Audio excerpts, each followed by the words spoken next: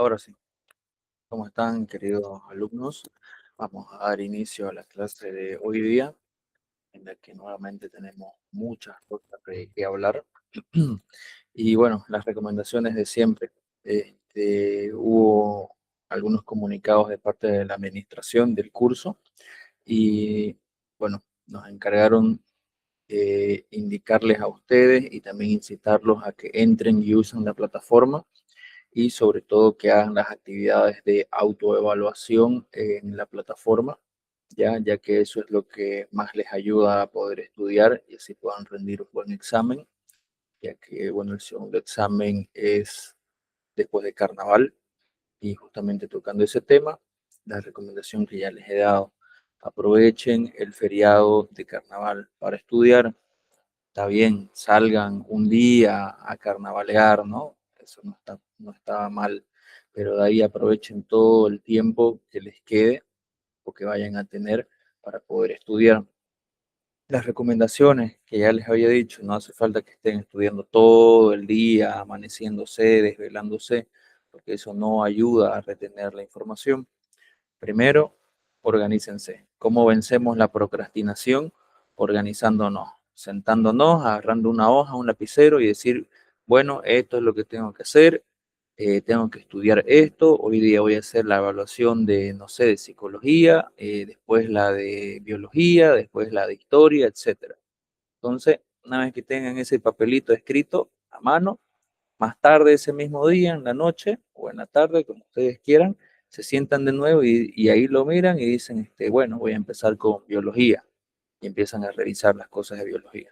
Si ustedes primero no se organizan, no van a poder empezar nada, van a caer en la procrastinación y cuando acuerden van a estar ya un día antes de que volvamos a retomar las clases con todo acumulado, ¿ya? Y esto pasa igual ya cuando estén en la carrera de la universidad, siempre organícense, pónganlo en práctica y van a ver que la primera vez que lo hagan van a ver el resultado que van a tener.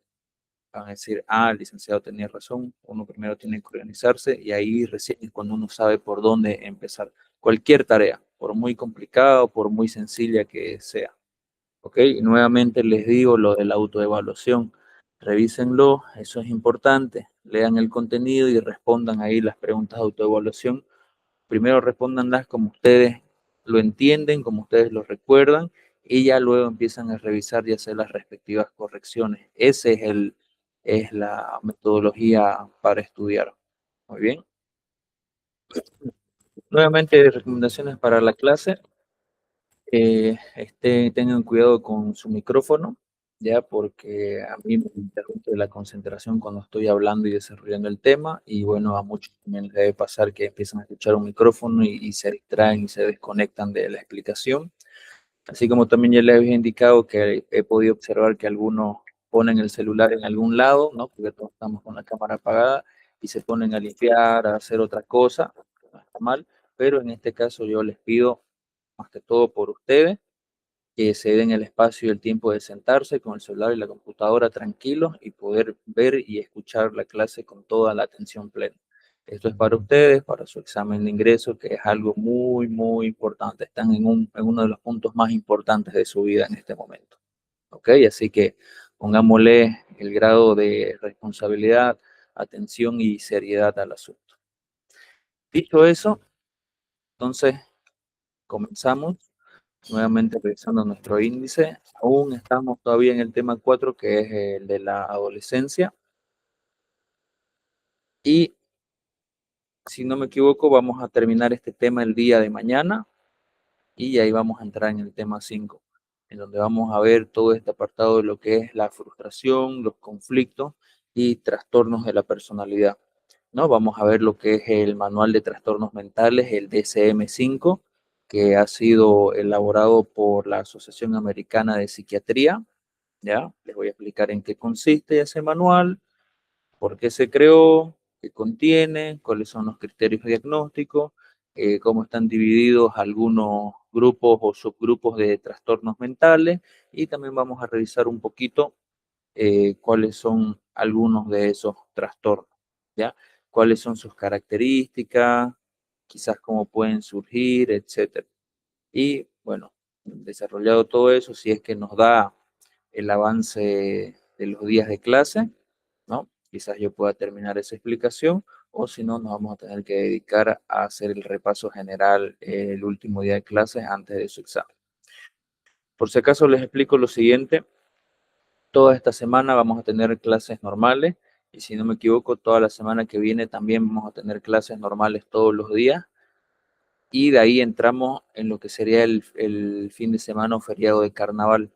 Pasado carnaval, si no me equivoco, tenemos una sola clase antes de su examen. Esa sería la clase de repaso, y de ahí otra vez tienen que hacer su registro biométrico, y ya de ahí tienen su fecha de examen, que es el 19 de febrero, si no recuerdo mal.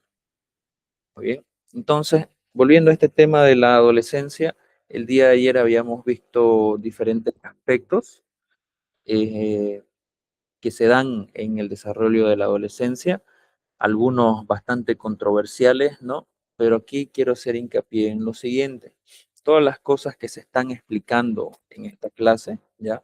No es una opinión mía, ni personal, ni de profesional, ¿ya? Porque yo al menos no me dedico a hacer contenido como libros o investigaciones o esas cosas. Yo me dedico a otra cosa.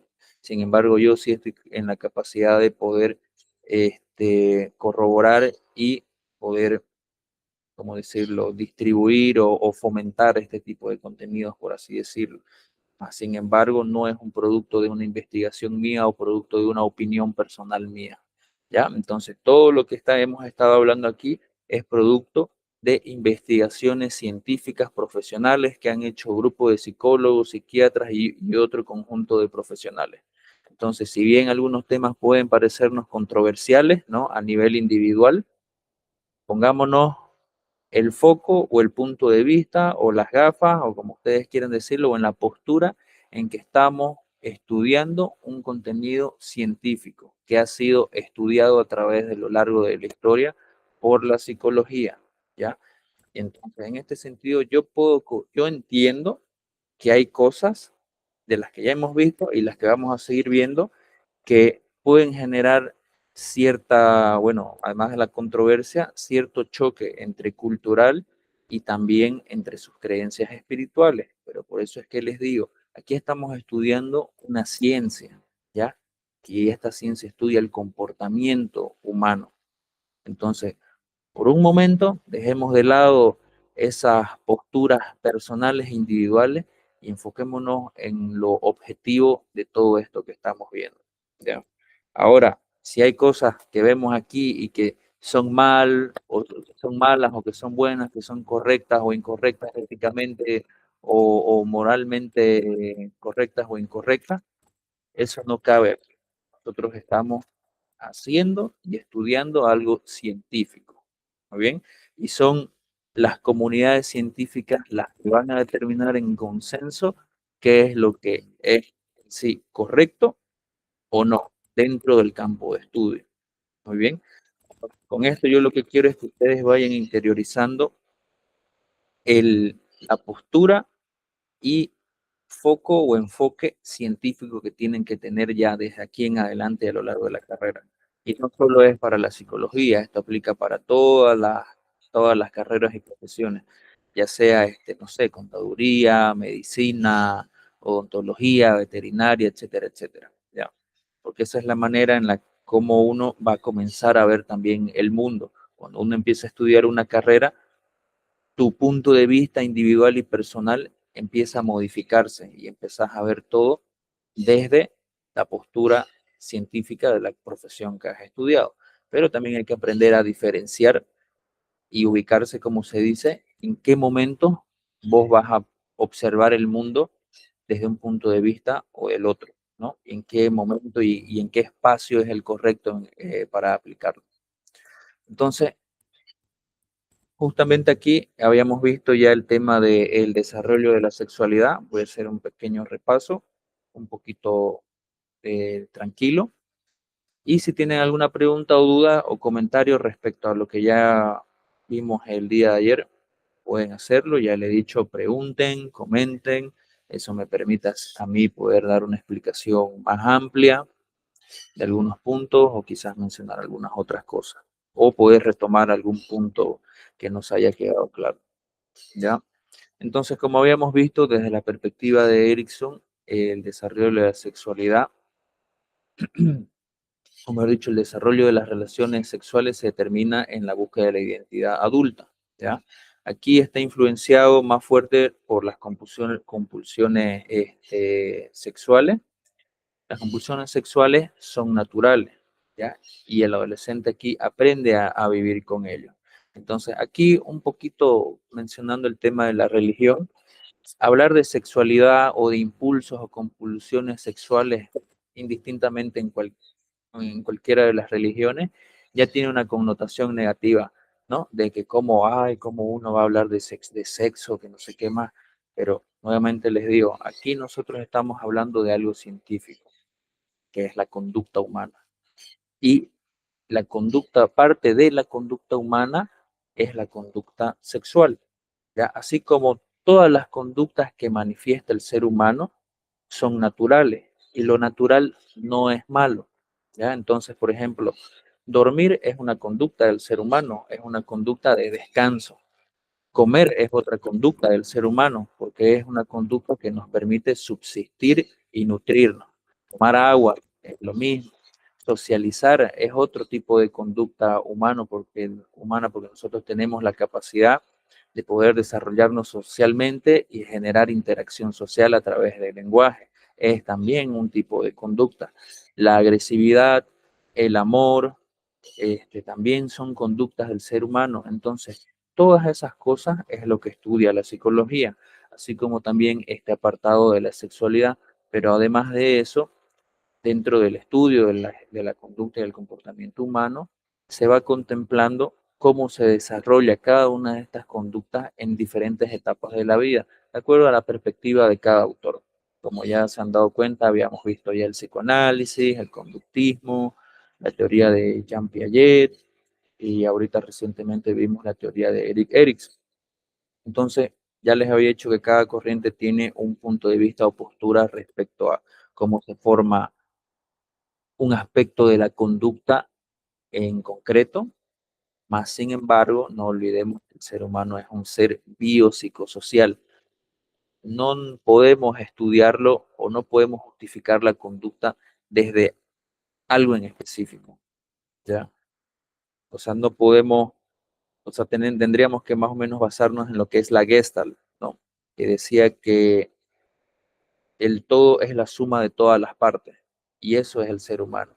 El ser humano es el resultado de todo, de su parte fisiológica, biológica, psicológica, emocional, espiritual, social, etcétera. Si bien podemos estudiar algunos componentes de manera aislada, eso no va a determinar o no va a justificar la totalidad de la conducta y comportamiento de un individuo. Entonces, dicho esto, la sexualidad es una conducta del ser humano que ha existido desde siempre, porque la sexualidad o el sexo en sí resulta en la reproducción del ser humano y que haya una descendencia y la especie humana perdure a través de los siglos, ¿ya? Entonces, ese es el propósito final de lo que sería la sexualidad. Sin embargo, la sexualidad tiene otras connotaciones, ¿no?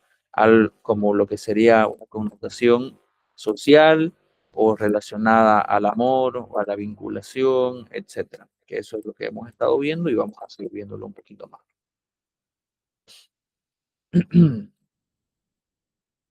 Aquí habíamos hablado sobre que cuando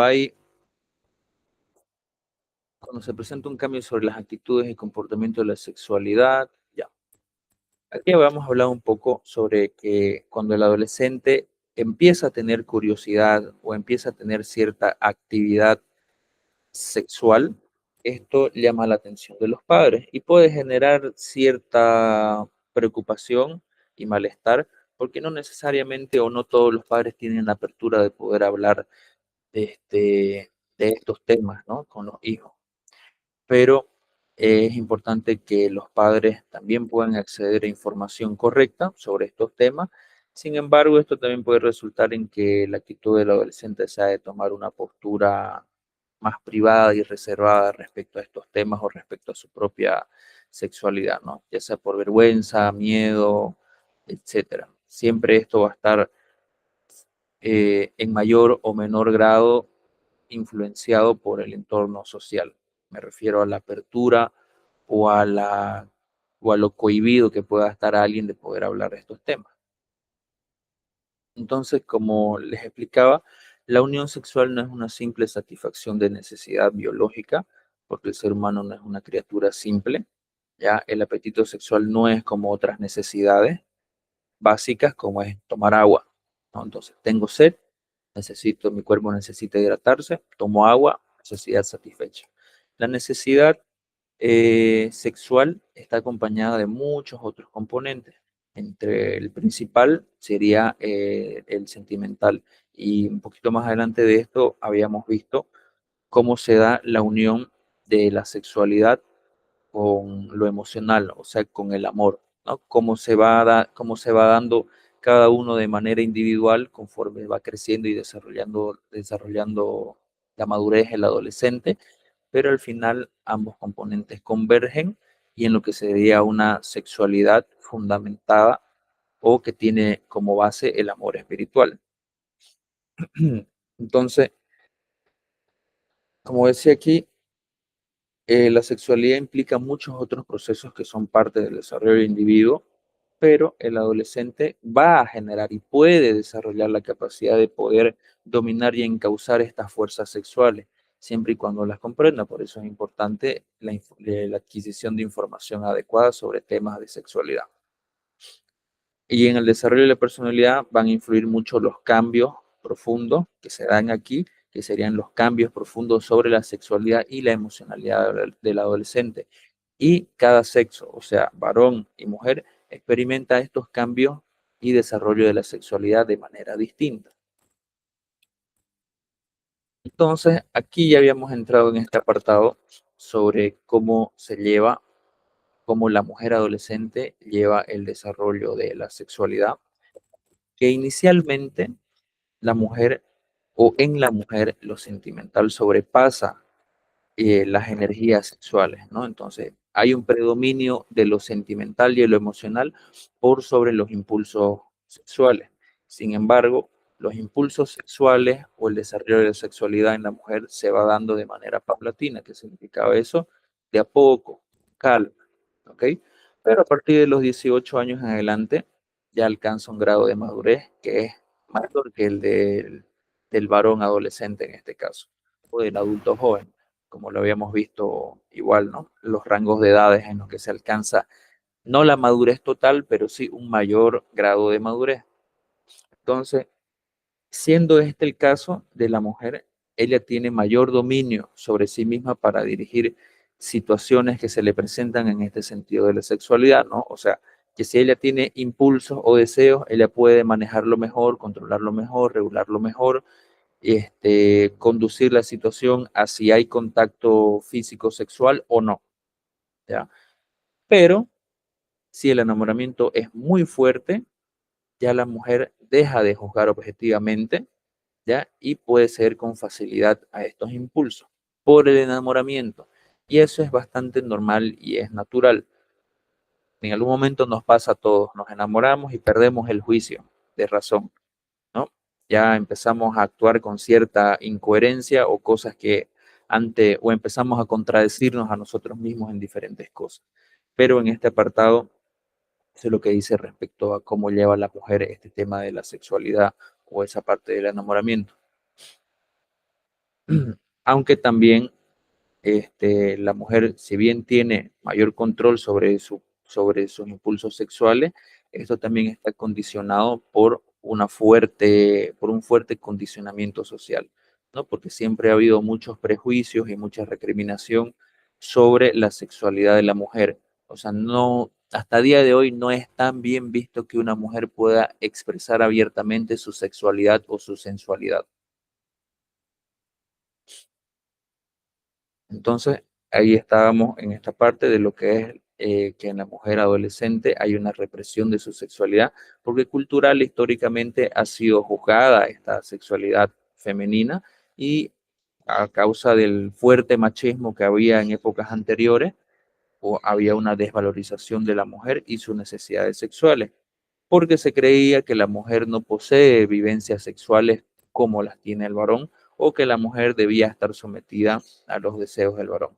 Entonces, en ese sentido, como les decía, incluso hasta el día de hoy hay mucho prejuicio respecto a que la mujer pueda vivir y expresar su sexualidad de una manera libre, en el sentido de que no sea juzgada, ¿no? Y de que si tiene esas expresiones, ella no se siente incómoda o no se sienta juzgada o criticada.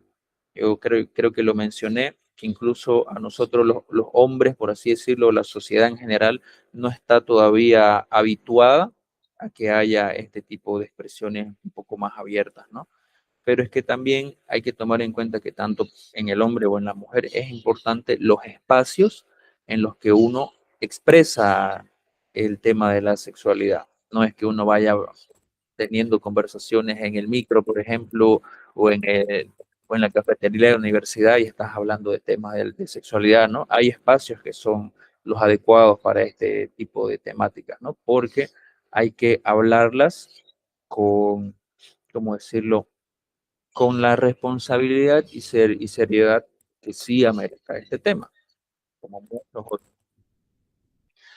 Ahora, en el adolescente varón hay la clara diferencia que el varón puede y tiene el espacio para poder desarrollar con mayor libertad la expresión o manifestación de sus impulsos o energía sexual.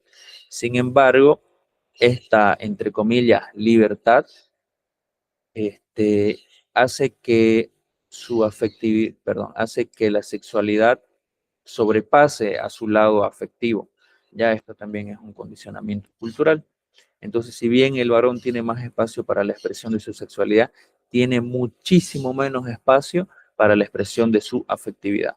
Entonces, culturalmente, si un hombre expresa abiertamente sus emociones, por decirlo en palabras sencillas, se lo considera débil.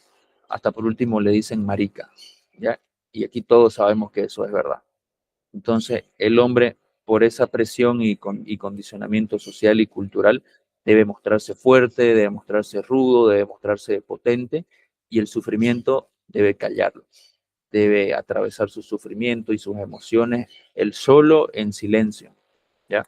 Pero esto acarrea una consecuencia o diferentes tipos de consecuencias que pueden terminar en la peor de todas, que es el suicidio. Ya lo había mencionado el día de ayer.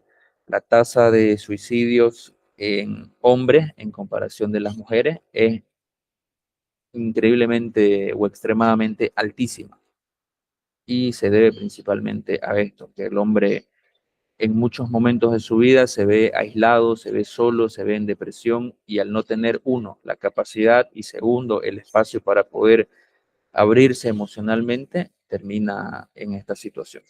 Entonces, esto es para que tanto ustedes, chicos como chicas, tomen conciencia de ello, ¿no?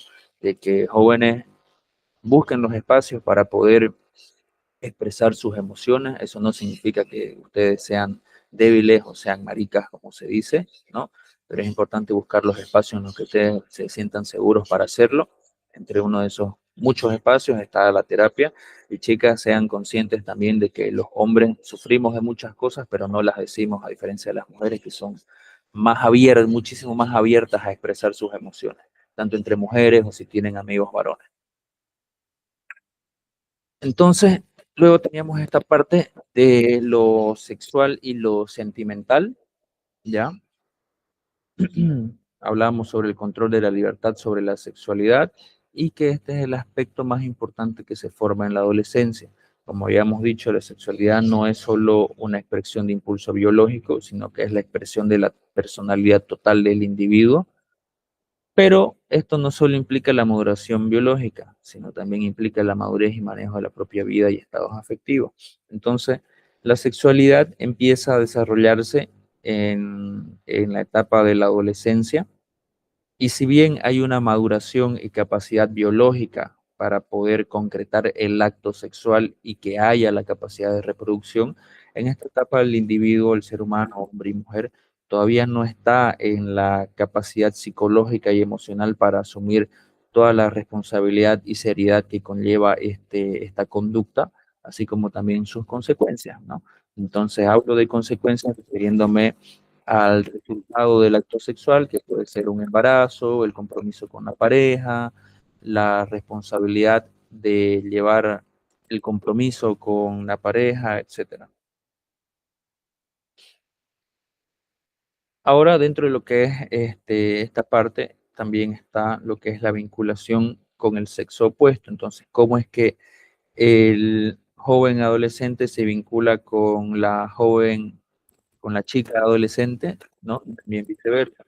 Entonces, entre ambos hay diferencias en sus impulsos y comportamiento sexual, ¿no? Entre ellos, pero de base ambos desean romance y cariño antes que satisfacción sexual pura. Ellos buscan establecer relaciones con sus pares a través del diálogo, pero la mirada inicial que ellos tienen hacia el sexo opuesto es principalmente por el atractivo físico, ¿no? Puede haber una tendencia que sea más superficial, ¿no? Entonces, este, siendo así, que es un miramiento más superficial, al menos inicialmente en esta etapa, esto nos indica que el adolescente salta esas características profundas o internas del otro, lo que puede provocar desilusión, ¿no? Entonces, les había dado un ejemplo de que las chicas siempre van a mirar al chico más churro del colegio, lo van a idealizar y una vez que empiezan a conocerlo, se ven que es una persona distinta a la que se imaginaban y hay una desilusión. El ejemplo más sencillo que puedo darles en ese sentido.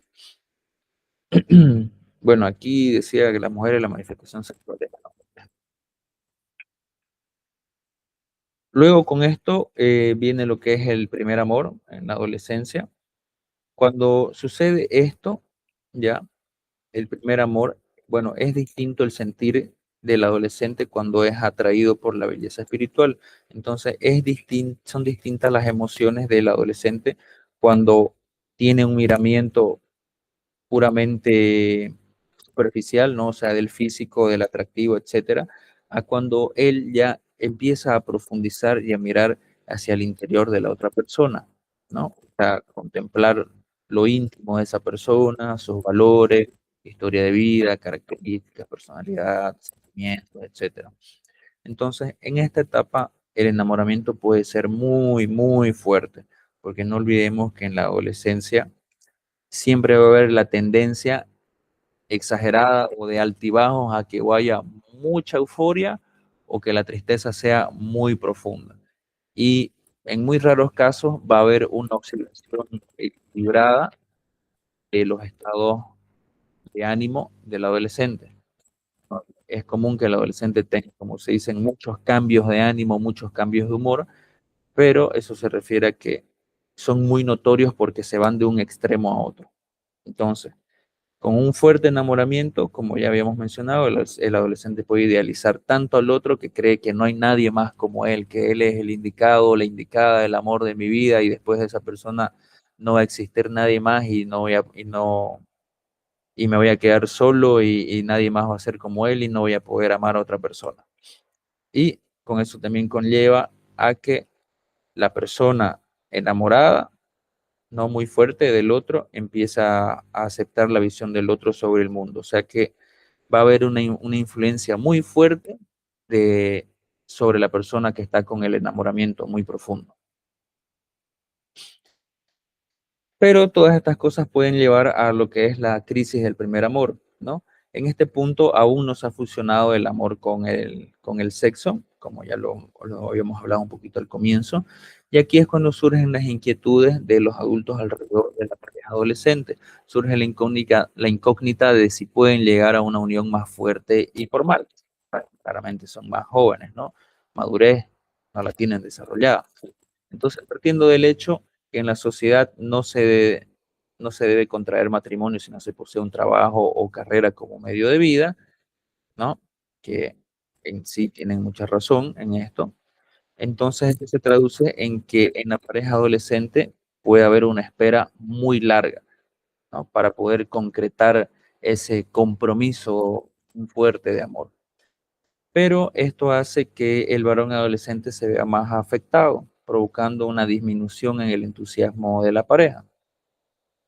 Y habíamos dicho que puede ocurrir que el joven sienta que bien, si está enamorado de su pareja, que tenga un amor profundo por su pareja, termine relacionándose con otras personas para satisfacer los, los impulsos sexuales que él va a tener, ¿no? Entonces, esto se da porque la estructura sexual aún no está madura en el adolescente, ya, o sea, ya habíamos visto que si bien ya alcanzaron cierta madurez y desarrollo biológico para poder, o sea, tienen la capacidad de reproducción, sin embargo, aún no tienen desarrollada la madurez suficiente para llevar a cabo un compromiso en el cual ya están fusionados el sexo y el amor, como ya lo hacen los adultos. Entonces, esto puede provocar un conflicto interno en adolescente que puede resultar en la disminución del amor espiritual y la unión íntima y que el apetito sexual se dirija hacia otras personas. Dentro de la crisis del primer amor en la mujer, es común que ella rechace las tentativas del varón por miedo a las consecuencias obvias que ya habíamos mencionado, ¿no? Entre ellos, el embarazo no deseado, los prejuicios de la sociedad o la recriminación de su familia, este, podemos hablar también de las enfermedades de transmisión sexual o de que un chico quiera aprovecharse de ella, tener relaciones con ella y después la deja. Entonces hay mucho riesgo en ese sentido, ¿no? Pero cuando despierta en ellas el deseo sexual, para ellas la unión corporal tuvo un significado más profundo en el sentido de que para ellas empieza ya a surgir esta fusión entre el amor y el sexo, ¿ya? Porque ya como ellas tienen eh, más madurez temprana que el varón, empiezan a integrar esto y si, bueno, de forma más sencilla de decirlo, el hecho de que una mujer se entregue físicamente al hombre es porque siente un compromiso profundo tanto hacia el varón, hacia la relación y ella está entendiendo que hay también una reciprocidad en ese sentido. Pero el varón no siempre está capacitado para poder asumir la responsabilidad de ese compromiso, porque se puede decir que el adolescente requiere generar experiencia con otras relaciones, pero a la vez esto también le va a acarrear dificultades, ¿no? Para poder sostener ese compromiso o quizás otros compromisos que tenga más adelante.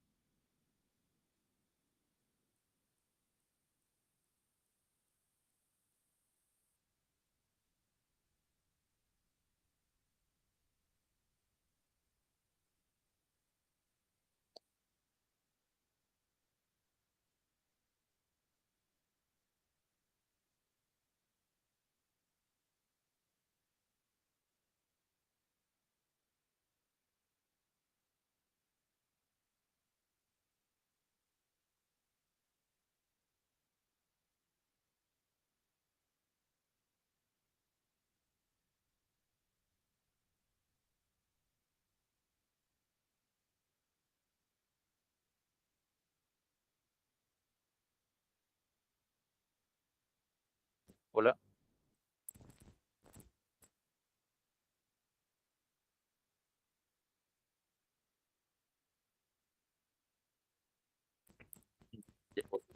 parece que se cayó internet.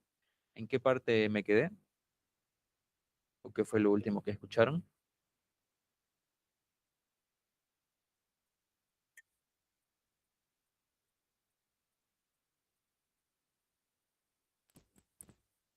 Hola, hola, ¿me escuchan? Sí, Lice, le escuchamos. Ah, ya, parece que hubo un cortecito. Sí, Lice, te escuchamos.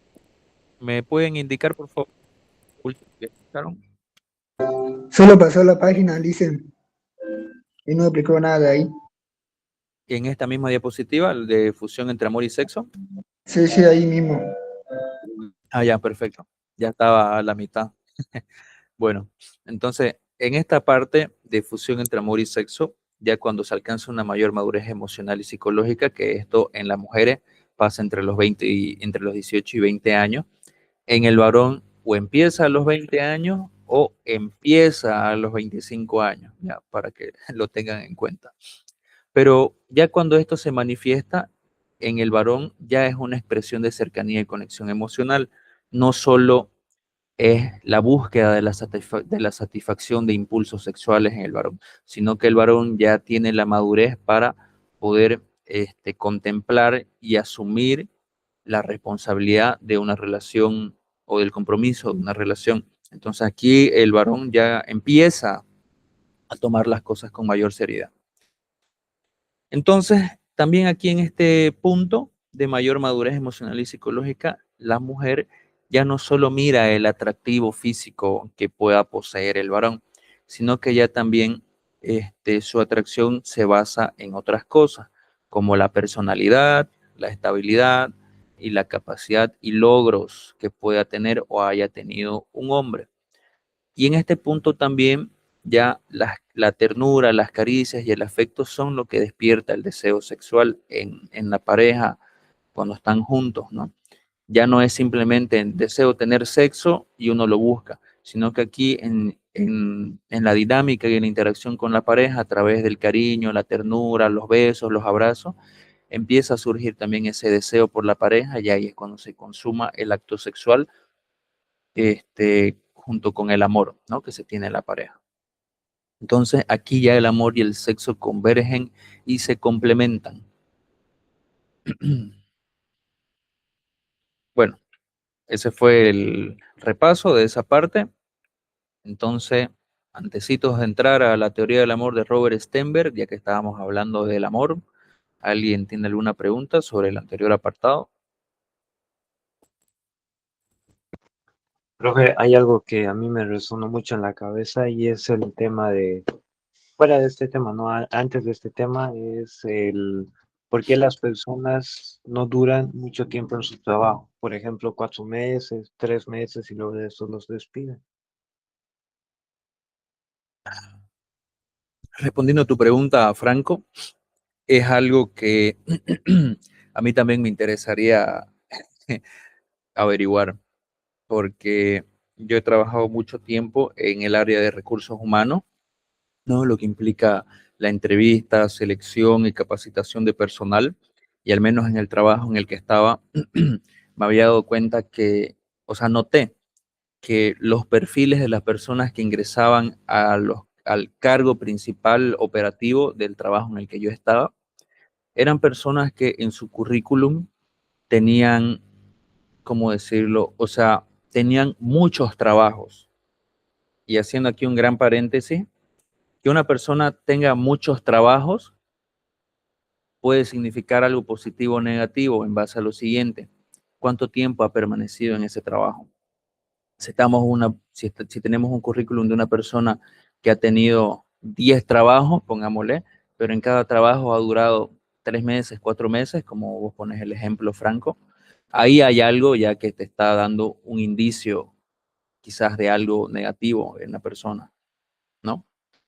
Pero sin embargo si es una persona que ha tenido, no sé, 3 o 5 trabajos, pero en cada uno ha durado más de un año, entonces hay un indicio de cierta estabilidad en la persona. Ahora, averiguar por qué hay esa tendencia o ese patrón, eso es algo que uno ya tiene que estudiarlo individualmente con la persona, pero también dentro de lo que es esta área de recursos humanos. Pero siempre me ha llamado mucho la atención, ¿sabes?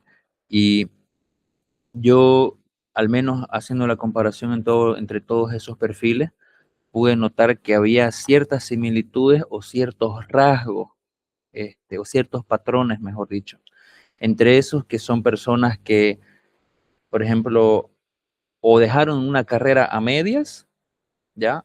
O finalizaron una carrera, pero no la ejercieron, o la ejercieron hasta cierto punto, o si bien la ejercieron hasta cierto punto, llegó un momento en el que hubo una frustración muy alta y lo abandonaron y empezaron a dedicarse a una otra cosa que no estaba nada relacionada a la profesión a la que habían estudiado, o estudiaron una carrera que al final ya no tiene mercado, como lo es actualmente la ingeniería petrolera.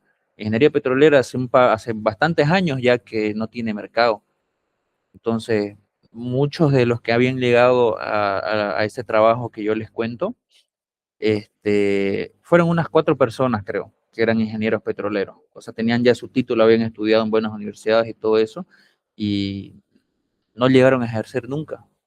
O los tenían a vueltas en pequeños trabajos, o temporales, o pasantías, ¿no? Entonces, hay que ver también o estudiar un poco el perfil o el historial de la persona. Ahora, ¿qué más puede llevar a que la persona rote constantemente de trabajo? Que hay una persona que tenga cierto problema de desadaptación en su conducta, entonces que la persona no tiene desarrollada esa capacidad de flexibilidad y adaptación. Y es bastante común aquí en Santa Cruz, porque, bueno, es que va de ambas partes, ¿no?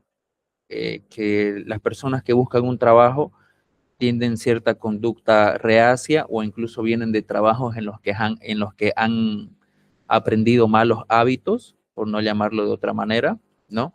En las que se saltan los horarios de trabajo, no cumplen el trabajo, son personas que son muy contestones, etcétera. Pero sin embargo, de la otra parte, yo también he notado por conversaciones, ¿no? Con muchos colegas y todo eso, que las condiciones laborales en Bolivia no son las mejores. No en todas las empresas o en la mayoría de las empresas no les dan un buen trato a sus trabajadores, en el sentido de o no te pagan bien o te pagan tarde, o la gente te trata mal, o el ambiente laboral es malo, o los horarios o el trabajo es muy pesado, o directamente te explotan. Entonces, o es una cosa o la otra, o muchas, o todas por último. Entonces, hay muchos factores ahí para ver. Pero específicamente a lo que preguntaste, es algo que es muy interesante para poder estudiarlo, ¿no? Y que de hecho habría que ver cuál es el problema de fondo ahí, porque no es nada bueno que una persona esté rotando de un trabajo a otro, a otro, a otro. La inestabilidad laboral te dificulta o te trunca el poder desarrollar plenamente tu vida, ¿no? Porque si bien una estabilidad laboral, o mejor dicho, una estabilidad laboral, tener un sueldo fijo, que te paguen puntual y todo eso, te permite poder prever y organizar tu vida, y vos podés empezar a construir, poder empezar a tener visión a futuro y empezar a construir, ¿no? Empezar a ahorrar, trabajar, sacar un crédito, comprarte un auto, una casa, casarte, tener una familia, cuidar a tu familia. Entonces, la estabilidad laboral también te permite eso. Pero gran parte de la condición actual de la mayoría de las personas se debe por esa inestabilidad laboral, porque hay demasiado trabajo informal, y aparte de eso, el exceso de trabajo informal ha generado también que haya mucha conducta informal. Entonces, por ejemplo, cuando yo tomaba las entrevistas, cero formalidad, ¿no? Entonces me llegaban jóvenes con shorts, con poleras de fútbol a la entrevista. Entonces ahí de entrada yo ya veía, no tiene sentido de formalidad. Y habían otros en la entrevista que me daban unas respuestas ya no de absurdas, digamos, ¿no? Entonces, por ejemplo, no, en esa empresa nosotros prestábamos cierto tipo de servicio, y una vez le pregunté a uno con las preguntas del cuestionario de la entrevista, ¿no? ¿Para vos qué significa este servicio? Y así me dijo, significa atender a los imbéciles que vienen. Y yo, ya, buenísimo, ¿no? Pero yo en mi mente dije, ¿cómo vas a responder eso en una entrevista laboral? ¿Entienden? O sea, cero concepto de formalidad y seriedad. Entonces uno ahí tiene que dar la mejor imagen que vos podés dar de vos mismo, digamos. Ya si más adelante te equivocás o haces algo mal, otra cuestión, digamos. Pero esas son las cosas que notaban. Y también el tema de cómo ellos elaboraban el currículum, ahí de entrada te das cuenta. El currículum es tu carta de presentación, es tu tarjeta de presentación. Entonces, si hay un currículum que está medianamente estructurado, o sea, se nota cuando la persona le pone empeño o cuando tiene o no la capacidad o el conocimiento de elaborar un currículum que esté bien hecho, ¿no? Por así decirlo.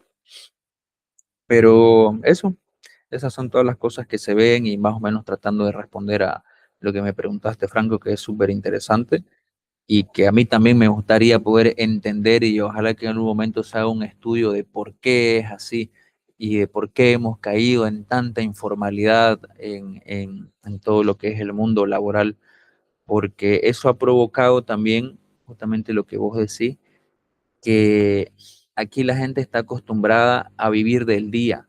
La gente buscan trabajo y lo primero que te dicen es cuándo pagan, pero pagan el día. La gente quiere día trabajado, día pagado. Y dentro de lo que es la formalidad, eso no existe. Entonces, uno trabaja su mes y te tienen que pagar puntual tu mes trabajado. Pero la mayoría de las personas en nuestra cultura ya estamos habituados a que queremos que nos paguen el día, ¿no? Y digo queremos porque yo también soy parte de esta sociedad y de cierta manera a mí también me afecta todo eso. Eso sería, Franco, perdón si me extendí un poquito ahí con el tema. Ahora, ¿es cierto que una parte del cerebro madura a los 25 años? Sí, es totalmente cierto. Y por experiencia propia se los digo, cuando yo cumplí 25 años fue como que algo en mi cabeza hizo así un clic y mi perspectiva del mundo cambió. Empecé a notar otras cosas que no notaba, empecé a tomar mayor conciencia, traducido también en mayor responsabilidad en muchos aspectos de mi vida, en mi alrededor, que antes no las consideraba ni las tomaba en cuenta, ¿no? Y eso implica también responsabilidades del trabajo. Incluso cuando uno cumple 30 años, igual por experiencia personal, hay otro clic que se activa ahí y ves las cosas totalmente distintas. Entonces, sí, se puede decir, y de hecho creo que algunas vi algún estudio que indicaba que el cerebro humano termina de madurar a los 25 años. Pero eso no significa que el cerebro humano a los 25 años, o mejor dicho, que el humano ya alcanzó la madurez total a los 25 años, no, sino que ha alcanzado la madurez que le permite la capacidad para poder desarrollar y alcanzar la plenitud de la madurez humana hacia adelante. Entonces, yo había notado y he tenido muchas conversaciones al respecto, que la verdadera madurez del humano en su totalidad se alcanza alrededor de los 40 años. Y tengo conocidos de esa edad y me han dicho ellos por experiencia propia que sí, que es verdad, que ahí uno recién alcanza la verdadera madurez. Ya estás en otra etapa de tu vida, ya tenés muchas cosas estables, ya tenés una familia, ya de cierta manera ya estás realizado, pero también yo pude notar que cuando nosotros, por ejemplo, observamos a personas que tienen un buen trabajo, casa, auto, exitosa, familia, etcétera, etcétera, se van a dar cuenta que están dentro de este rango de edad, o incluso cuando tienen el mayor alcance de éxito profesional, es a partir de esta edad, de los 40 años. Entonces, entonces no nos desesperemos todos, me incluyo ahí, porque recién al partir de los 40 años es cuando alcanzamos nuestro verdadero prime, psicológicamente, emocionalmente, económicamente. Entonces tenemos mucho tiempo para poder construir todo eso que queremos. Y eso hay que trabajarlo desde ya, nomás, desde la edad que están ustedes y seguirlo hasta esa edad. Y si se puede conseguir todo eso antes, de que se puede, se puede. Y antes de los 25, ¿hay también o no? ¿Qué cosa? El desarrollo o la madurez. Antes de los 25, yo lo entiendo como, o sea, esa madurez en realidad, como que la persona se ha criado con buenos hábitos, ¿no? Entonces estamos hablando de una persona que le han inculcado un buen grado de responsabilidad, de seriedad, que es una persona educada en sí, pero fisiológicamente y psicológicamente aún no tiene el grado de madurez que puede tener ya un adulto como tal, digamos. va a seguir desarrollándolo, porque si bien pueda tener, entre comillas, madurez para ser responsables con sus cosas personales, puede que no tenga cierta madurez emocional o todavía la madurez para afrontar cierto tipo de situaciones. Y les doy un ejemplo claro. Yo he tenido conocidos que ellos eran súper responsables, súper aplicados, todo lo que ustedes quieran, y conseguían su primer trabajo y sufrían. Sufrían porque decían, no soporto cómo me hablan, el ambiente es feo, siento mucha presión, etcétera. Pero eso es parte del desarrollo de la madurez emocional y psicológica. Cuando uno alcanza ya un grado de madurez emocional, uno ya tiene más tolerancia a la presión, ¿no? Entonces, eso se va dando a través también de la experiencia. Pero hay personas que en ese sentido todavía no tienen esa madurez desarrollada para afrontar lo salvaje del mundo real y laboral, ¿no? Entonces hay personas que se cohíben, que tienen miedo, que no saben qué hacer, que no saben cómo responder y hasta terminan renunciando a su trabajo porque no pudieron adaptarse, porque no tuvieron la madurez quizás psicológica o emocional de poder afrontar ese reto laboral. Y eso yo lo he visto bastante, lo he visto mucho. Y tengan en cuenta eso y tengan cuidado con eso también. Muy bien, les agradezco muchísimo por las preguntas. Me gusta demasiado poder responder y desarrollar algunos otros aspectos. Entonces, con eso vamos a entrar de una vez a lo que es la teoría del amor de Robert Sternberg, que este señor desarrolló esta teoría alrededor de del año 1988, en el que explicaba que el amor consumado o el amor total tiene tres componentes básicos, ¿ya? Que combinados entre sí resultan en diferentes niveles y tipos de amor, ¿no? Entonces, aquí vamos a observar el triángulo amoroso, pero no es lo que piensan, ya yo a propósito le puse este nombre, ¿no? Pero se puede entender esto como el triángulo del amor o los pilares del amor de Robert Sternberg, en el cual hay tres componentes que son los principales o en los que está fundamentado esta teoría, que son la pasión, la intimidad y el compromiso. Disculpe, Listen, no le pude escuchar bien qué cosa debemos tener cuidado. Estaba hablando sobre el desarrollo de la madurez, ¿ya? Y que, bueno, me preguntaron si hay personas que son maduras antes de los 25 años. Y yo les digo que si vamos a entender madurez por responsabilidad o ser aplicado antes de los 25 años, no es madurez del todo, ¿ya? Porque si bien uno puede haber tenido una crianza adecuada que te hizo ser aplicado, responsable, estudioso, buena persona, etcétera, etcétera, eso no necesariamente se traduce como madurez, ¿ya? Porque antes de los 25 años, como ya hemos estado viendo, todavía se está desarrollando esa madurez. Incluso más adelante se sigue desarrollando la madurez del ser humano. Ya hablaba y daba el ejemplo que de conocidos míos que salieron de la universidad, adquirieron sus primeros trabajos y que ellos eran, no, los estudiosos, los responsables, etcétera, etcétera, pero cuando se enfrentaron al mundo laboral, no soportaron, como se dice. Pero me refiero a que ellos todavía, al parecer, no tenían desarrollada la suficiente madurez psicológica para poder afrontar los retos y la presión del mundo laboral, ¿no? Porque en el mundo laboral nadie te trata como un recién llegado o como que, no, está aprendiendo. Las exigencias son iguales para todos. Entonces, uno ahí tiene que tener la madurez de asumir el compromiso y responsabilidad de ese trabajo y poder afrontar todos esos nuevos retos, no solo para con tu trabajo, sino también con tu ambiente laboral. Y ahí me refiero a la interacción con los colegas de trabajo, con los jefes, etcétera. Eso sería. Esos términos, todo un psicólogo. Es para poder simplificar la explicación.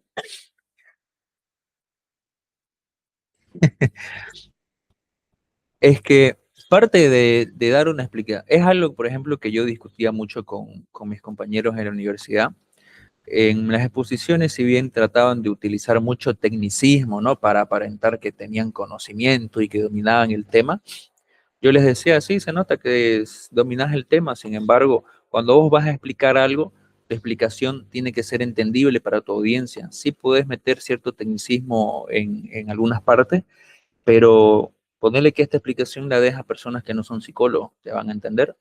No.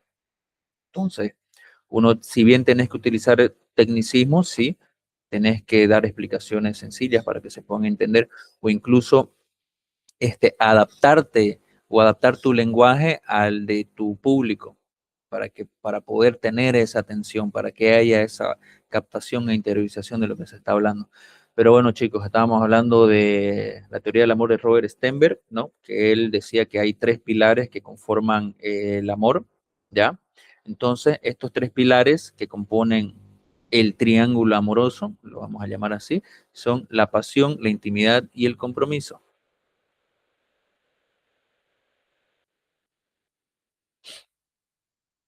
A veces cuando hay mucho tecnicismo en una explicación no se entiende nada. Sí, exactamente, digamos. Y en realidad el tecnicismo uno tiene que utilizarlo, como les decía en el ejemplo de hablar de la sexualidad, el tecnicismo uno tiene que utilizarlo dentro de su comunidad científica. Ahí es donde todos hablan ese lenguaje. Pero en este caso yo estoy hablando con ustedes, yo soy profesional, ustedes son estudiantes. Yo no puedo exigirles que ustedes entiendan el tecnicismo que yo manejo. Entonces, por eso es que no utilizo palabras tan rebuscadas y sí les doy ejemplo con su vida diaria para que ustedes puedan ir interiorizando todo esto. De todas maneras, igual todo lo que estamos viendo aquí, los que hagan la carrera de psicología, lo van a volver a ver, lo van a volver a, en diferentes materias, lo van a estudiar, ¿ya? A mayor profundidad y van a aprender todos los tecnicismos al respecto. Pero es importante sentar una base que sea digerible. Entonces, dentro de los componentes tenemos el primero, que es la intimidad. La intimidad se refiere a sentimiento de cercanía, de conexión, confianza entre la pareja, pero no solo entre la pareja, sino también con la familia y los amigos. Es el afecto que uno tiene hacia las personas, ese sentimiento de afecto que nos hace querer estar en cercanía de las personas que nosotros queremos. Luego tenemos la pasión, que sería la excitación o energía de la relación, ¿no? Entonces, puede ser los sentimientos de atracción física y el impulso y la necesidad de estar con el otro. Entonces, la pasión es lo que nos mueve a querer estar con el otro, a hacer hasta lo imposible o a esforzarnos por querer estar con el otro. Ya, esa es la pasión. Luego está el compromiso, que ya es algo más consciente, que es la decisión de seguir en la relación a pesar de las circunstancias, y esto implica también la historia de la relación, o mejor dicho, es lo que construye la historia de la relación. Entonces, si ustedes les preguntan a sus abuelos o a sus padres cómo se conocieron o por qué siguen juntos, van a notar ahí las decisiones o el compromiso de haber tomado la decisión de haber continuado esa relación a pesar de todas las dificultades que ellos hayan podido atravesar. Entonces, esa dinámica justamente que les menciono la vamos a conocer en este momento con lo que les decía, el triángulo del amor. Entonces, aquí podemos ver los diferentes componentes que ya se los expliqué. Ahí está. Que la intimidad esté arriba y lo demás abajo no afectan nada, ¿ya? El triángulo es homogéneo, o sea, es igual. Todo tiene la misma carga de importancia. Entonces, la intimidad, que se puede entender como agrado, ¿ya? El compromiso, que sería el amor vacío, lo voy a ir explicando más adelante, no se preocupen, y la pasión, que puede entenderse también como enamoramiento intenso. Entonces, vamos a ver cómo la combinación de estos componentes dan diferentes tipos de estilos o niveles o grados de amor, ¿ya? Primero vamos a ir viendo qué se forma con cada dinámica y a lo último de esto tengo una tabla en la que ya se explica mejor. Entonces, aquí está. Entonces, si tenemos intimidad y compromiso, eso es un amor de compañeros, ¿ya? Porque la intimidad es la cercanía, la conexión, la confianza, el agrado hacia la persona. Y el compromiso es la decisión de continuar y mantener ese vínculo, ¿ya? Entonces, eso puede ser un amor de compañeros o una amistad o un vínculo familiar, ¿ya? Hay la intimidad porque confiamos y hay esa cercanía con la persona y nosotros tenemos esa decisión y ese compromiso de sostener ese vínculo a lo largo del tiempo. Compromiso más pasión se entiende como amor fatuo, ¿ya? Perdón, aquí me salté una partecita. En lo primero, lo que es la intimidad más compromiso se puede entender como un amor de compañero. ¿Por qué? Porque hay intimidad, conexión y cercanía, hay compromiso, decisión de sostener el vínculo, pero no hay pasión. ¿Ya? La pasión lo entendemos como el enamoramiento, también el deseo y atracción sexual. En este tipo de amor no hay eso, porque solo tiene dos componentes, no tiene el tercero.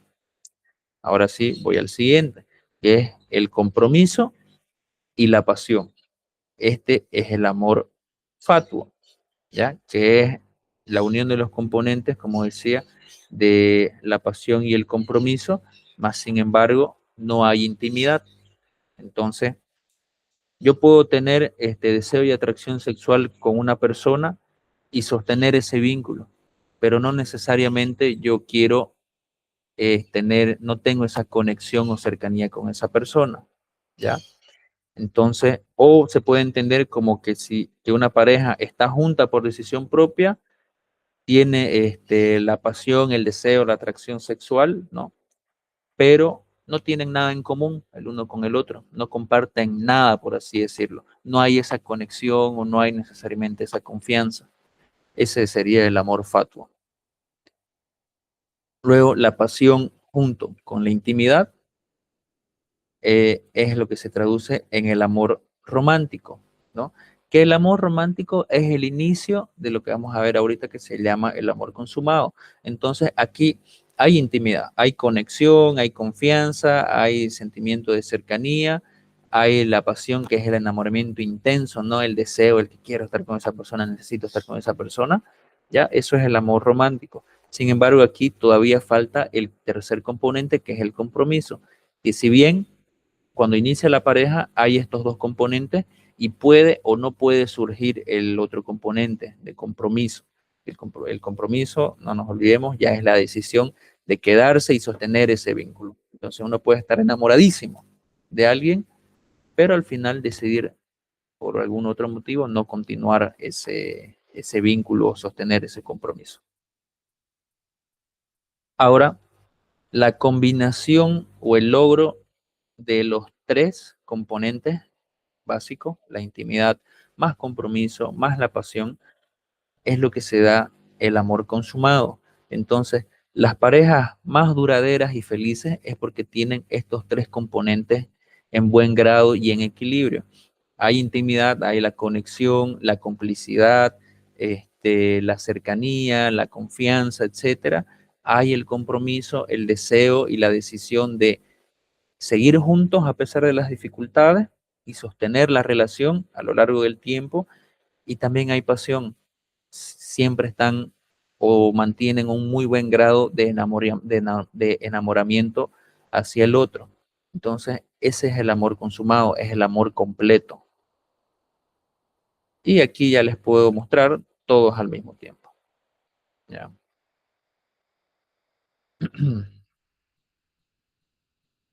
Entonces, aquí ya vemos los tres componentes y el tipo de amor que produce la combinación de cada uno con otro y de todos juntos.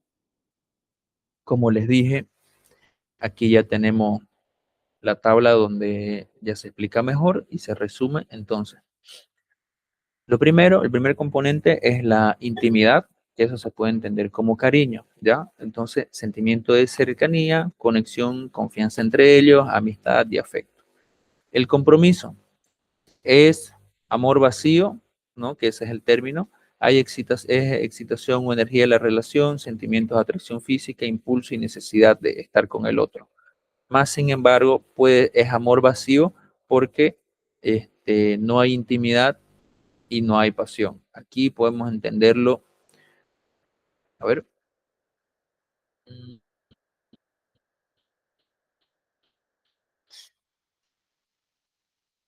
No sé si me equivoqué o me estoy confundiendo. Pero bueno, compromiso. Compromiso puro es amor vacío porque no tiene el componente de intimidad y pasión. Entonces, sí, yo me equivoqué. Ya me di cuenta. Porque el compromiso es la decisión de seguir en la relación a pesar de la... Ya, ahora sí, ya sé qué es lo que hice mal.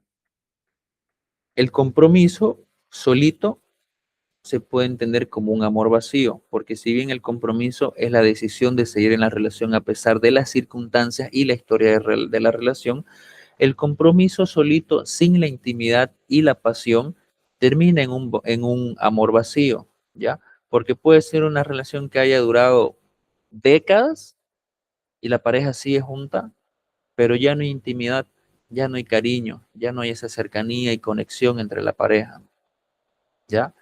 Y tampoco hay pasión, no hay enamoramiento, no hay ese romanticismo en la pareja.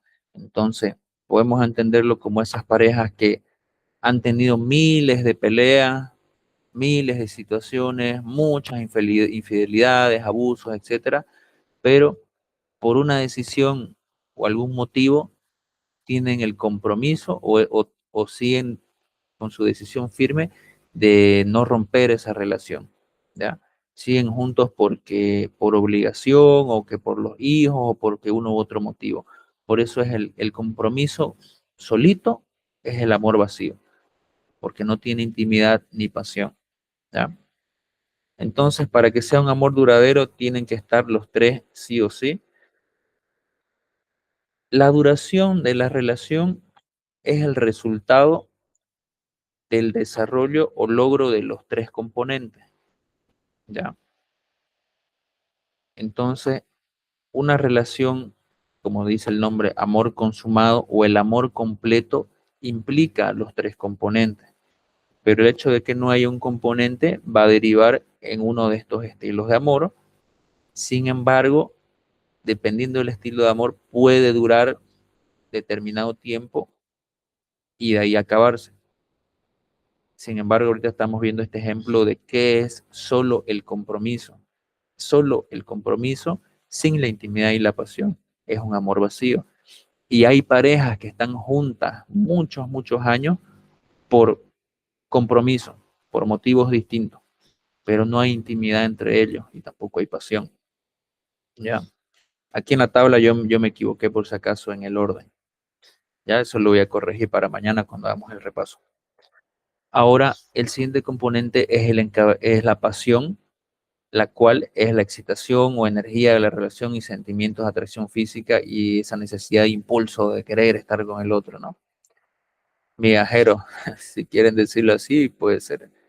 Pero la pasión también puede generar encaprichamiento, ¿no? Que uno quiere, por ese impulso y esa energía que quiero estar con esta persona, quiero estar con esta persona y no quiero estar con nadie más.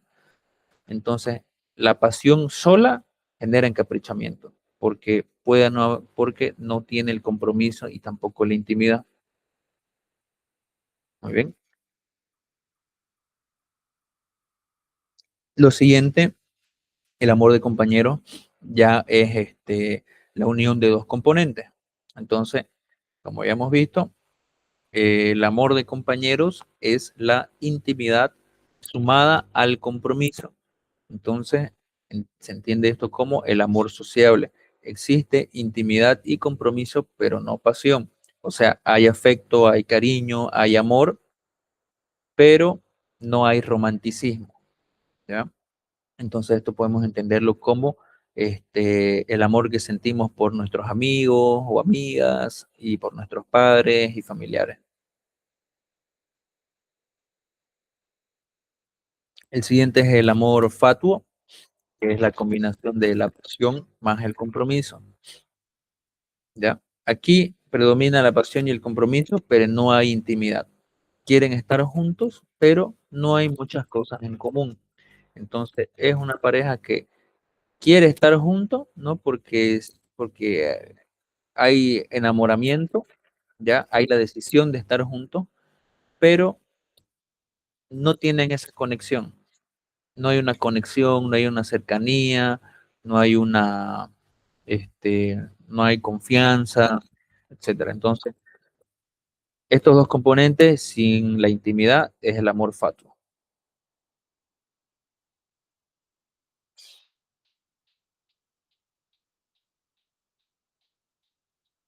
Dicen, disculpen, ¿nos puede dar un ejemplo de qué son cada una en la fila? Como la primera fila es la principal, la segunda es su combinación y la tercera es su resultado. Ya, voy a tratar de darles ejemplo de eso.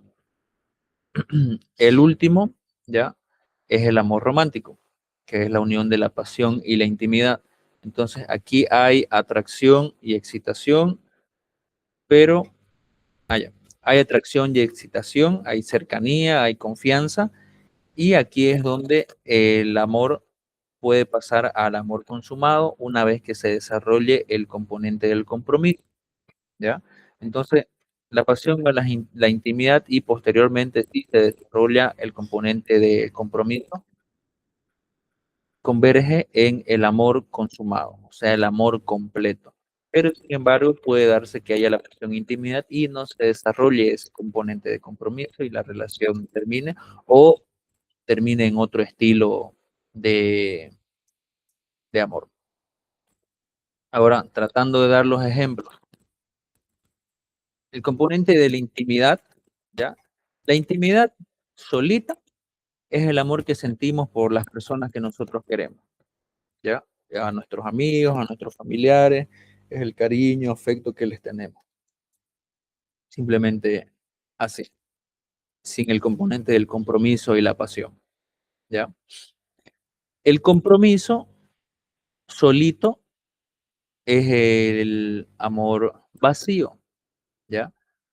Como ya les había dado el ejemplo de una pareja que tiene décadas de casado y siguen juntos por diferentes motivos, ¿ya? Diferentes motivos de compromiso que hacen que se mantengan casados, viviendo juntos, durmiendo en la misma cama, ¿ya? Pero dentro de lo que es solo el compromiso o el amor vacío, no hay ni intimidad ni pasión, no hay cercanía, no hay conexión, no hay complicidad, no hay nada de eso. Y tampoco hay pasión, o sea, no hay enamoramiento, no hay identidad. Siguen juntos siendo pareja, pero sin nada más de por medio. Eso es el amor vacío. Luego está la pasión, ya que la pasión es la energía, el impulso, el sentimiento de atracción física, la necesidad de querer estar cerca del otro, ya lo que nos mueve, pero o lo que nos apasiona, vale la redundancia, o lo que nos obsesiona con la persona, por decirlo de cierta manera. Esto puede terminar en encaprichamiento cuando únicamente hay pasión, ¿ya? Hay ese enamoramiento o esa idealización o ese amor platónico, como se dice, ¿no? Pero no hay intimidad con la persona, no hay cercanía, no hay conexión y tampoco hay compromiso, ¿no? Porque no se está consumando o concretando la relación con la persona. Luego tenemos el amor de compañeros, ¿no? Que es la intimidad más el compromiso, el cariño, la amistad, el afecto, etcétera, con el compromiso de sostener ese tipo de vínculos, ¿no? Que incluye tanto los vínculos familiares, las amistades o el de la pareja que se tenga. El amor fatuo es la pasión más el compromiso, ¿ya? Pero aquí está el ejemplo. Entonces es una pareja que si bien están juntos, porque tomaron la decisión de estar juntos, y hubo un enamoramiento, o sea, hubo pasión inicialmente, que se puede traducir en que había atracción entre ellos dos. Ya en el momento en que concretaron la relación y están juntos, no comparten intimidad, en el sentido de que no hay muchas cosas en común, no hay cercanía, no hay complicidad, ¿ya? Y el amor romántico, que es el último, es la pasión más la intimidad, pero el ejemplo es simplemente cuando una pareja inicia, ¿no? Hay atracción, se enamoran, hay intimidad porque hay conexión, hay complicidad, y eso se desarrolló, pero aquí ya también hay el punto que puede continuar la relación dependiendo si se desarrolla el componente del compromiso. Entonces ahí ya se empieza a construir el amor consumado. Sin embargo, también puede suceder que no se desarrolle el componente de compromiso, ¿no? Y que la relación termina. Esos son los ejemplos que puedo darles sobre esto. Hasta este punto, ¿tienen alguna pregunta, duda, consulta, comentario, testimonio?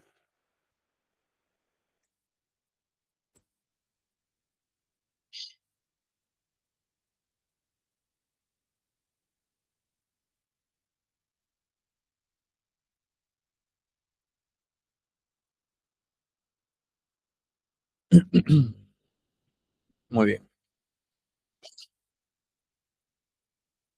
Ahora vamos a retomar lo que son algunos aspectos de la adolescencia o aspectos que se desarrollan o se transitan dentro de la adolescencia. Sí, sí, mañana vamos a repasar lo de la teoría de Stenberg, no se preocupen. De hecho, voy a iniciar la clase con eso. Entonces, tenemos este aspecto, lo que es la función del tiempo libre en del adolescente. Nuevamente, Erickson nos trae un nuevo concepto, lo que se llama la moratoria psicosocial. ¿A qué se refiere? A un tiempo libre o pausa en la que el adolescente puede reflexionar, pensar, soñar, fantasear y observar su realidad antes de asumir plenamente la adultez y ubicarse mejor en el mundo y frente a los demás. Es una época, bueno, en una época actual en la que la sociedad busca el éxito rápido e instantáneo, esta etapa es clave para poder construir la identidad personal. Entonces, Erickson propone que el adolescente debe tener este espacio de tiempo para que el adolescente se permita idealizar, fantasear o soñar con el adulto en el que se quiere convertir, el profesional en el que se quiere convertir, en qué es lo que quiere lograr, en el ciudadano o familiar que se quiere convertir. Entonces, el adolescente tiene que tener este espacio de tiempo de reflexión y de anhelación y de sueño. Esto es parte clave y fundamental en el desarrollo de la personalidad o de la identidad personal, perdón. Entonces, no nos olvidemos que la adolescencia es la etapa crucial en la que se forma la identidad del individuo, así como bien su personalidad. Entonces, dentro de lo que son las teorías, al finalizar la adolescencia, la identidad del individuo ya está casi totalmente conformada. Como les había mencionado en algún momento, se termina de ir moldeando ya a partir de los años, cuando están en sus veintitantos años, hasta los 30 años. Ya a partir de los 30 años en adelante, se puede entender que la personalidad y la identidad del individuo ya está totalmente conformada. Quizás hay algún u otro cambio, pero son totalmente mínimos, casi imperceptibles. Entonces, esa es la función de este tiempo libre o de lo que Erickson llamó moratoria psicosocial, en que el adolescente se permita reflexionar acerca del futuro, de quién quiere ser, etcétera. Justamente hablando de los riesgos de la construcción de la identidad, hay riesgos en este proceso de construcción de la identidad, como lo es el fanatismo. El fanatismo es la identificación excesiva con un rol, grupo o ideología que se da en la adolescencia, ¿ya? Entonces, el adolescente cierra o se cierra a que su forma de pensar es la única con validez. Y esto genera intolerancia, rigidez y un idealismo exagerado porque hay esa tendencia de una alta intensidad en vivir las creencias del adolescente. Entonces, el fanatismo es en muchos casos bastante notorio, ¿no? En el adolescente cuando sigue ciertas corrientes ideológicas y esto, bueno, y el cerrarse a un tipo de corriente ideológica, sea cualquiera que fuese, esto nos vuelve intolerantes y rígidos y hasta extremistas, ¿ya? Y no nos olvidemos, con esto último que dice, la intensidad en la vivencia de sus creencias es producto de que el adolescente vive sus estados de ánimo de una manera muy polarizada, muy intensa. Hay una euforia muy alta o una tristeza muy profunda.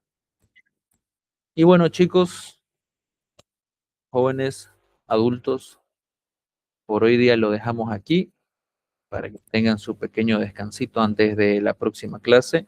Y el día de mañana hacemos el repasito de la teoría de Stenberg y ya entramos nuevamente y en profundidad con